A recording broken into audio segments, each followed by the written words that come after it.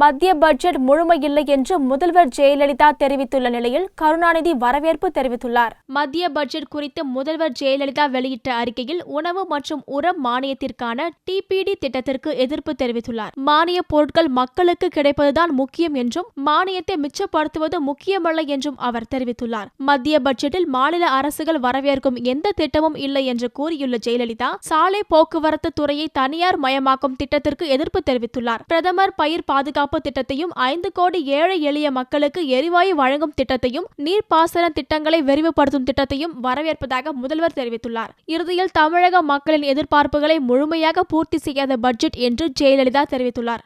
திமுக தலைவர் கருணாநிதி வெளியிட்டுள்ள அறிக்கையில் பிரதமர் நரேந்திர மோடி தலைமையிலான மத்திய அரசு தாக்கல் செய்துள்ள பட்ஜெட்டில் புதிய வரி சலுகைகள் எதுவும் இடம்பெறவில்லை என்றும் வருமான வரி விலக்கு உச்சவரம்பு உயர்த்தப்படாதது நடுத்தர வருவாய் பிரிவினர் மற்றும் ஊதியம் பெறுவோருக்கு ஏமாற்றத்தை அளித்துள்ளது என்றும் தெரிவித்துள்ளார். பட்ஜெட் நடைமுறைக்கு வந்து அது ஏற்படுத்தும் மாற்றங்களையும் விளைவுகளையும் பொறுத்தே பிரதமர் மோடி 100க்கு 100 மதிப்பெண்கள் பெற்று முழுமையான வெற்றி பெற்றிருக்கிறாரா என்பதை கூற முடியும் என்றும் பிரதமர் மோடி தேர்வில் பாஸ் செய்திருக்கிறார் என்று இப்போதுள்ள நிலையில் சொல்ல தோன்றுகிறது என்றும் கருணாநிதி கூறியுள்ளார். தேமுதிக தலைவர் விஜயகாந்த் வெளியிட்டுள்ள அறிக்கையில் மக்கள் பெரிதும் எதிர்பார்த்திருந்த கருப்பு பண மீட்பு நடவடிக்கை துரிதப்படுத்தப்படாததும் வருமான வரி செலுத்தும் நடுத்தர வர்க்கத்தினருக்கு வருமான வரி விலக்கின் உச்சவரம்பு உயர்த்தப்படாததும் பெரும் ஏமாற்றத்தை அளித்துள்ளது என்றும் தெரிவித்துள்ளார்.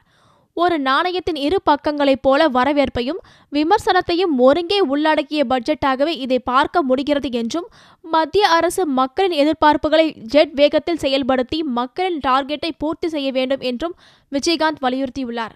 தமிழக காங்கிரஸ் தலைவர் இளங்கோவன் வெளியிட்டுள்ள அறிக்கையில் நிதியமைச்சர் அருண்ஜேட்லி சமர்ப்பித்த நிதிநிலை அறிக்கை அனைத்து துறைகளிலும் தோல்வியடைந்ததையே வெளிப்படுத்துகிறது என்றும் தொழில் உற்பத்தியையோ விவசாய வளர்ச்சியையோ ஏற்படுத்துவதற்கு எந்த வகையிலும் துணை புரியாத பட்ஜெட் என்றும் தெரிவித்துள்ளார்.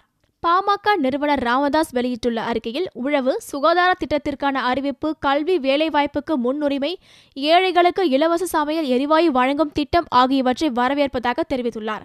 வருமான வரி விலக்கு உச்சவரம்பு குறித்த அறிவிப்பு ஏமாற்றம் அளிக்கிறது என்றும் தெரிவித்துள்ளார். தமிழ் மாநில காங்கிரஸ் தலைவர் ஜி.கே. வாசன் வெளியிட்டுள்ள அறிக்கையில் மத்திய பட்ஜெட் அனைத்து தரப்பு மக்களுக்கும் ஏமாற்றத்தை தந்துள்ளது என கூறியுள்ளார். மேலும் விவசாய கடன் தள்ளுபடி குறித்த அறிவிப்பு இல்லை என்றும் புதிய வேலை வாய்ப்புக்கான அறிவிப்புகளோ திட்டங்களோ இல்லை என்றும் தெரிவித்துள்ளார். மதிமுக பொதுச் செயலாளர் வைகோ வெளியிட்டுள்ள அறிக்கையில் தனிநபர் வருமான வரி விலக்கு உச்சவரம்பு உயர்த்தப்படாத காரணத்தால் மாத சம்பளம் பெறும் ஊழியர்களுக்கு பெருத்த ஏமாற்றம் என்று தெரிவித்துள்ளார். கிராமப்புற மூத்த குடிமக்களுக்கு காப்பீடு, தாழ்த்தப்பட்ட பழங்குடியின தொழில் முனைவோருக்கு தேசிய மையம், நில ஆவணங்கள் மின்னணு மயமாக்கல் போன்றவை வரவேற்கத்தக்கவை என்றாலும் மத்திய பட்ஜெட் மக்களின் எதிர்பார்ப்புகளை நிறைவேற்றவில்லை என்று தெரிவித்துள்ளார்.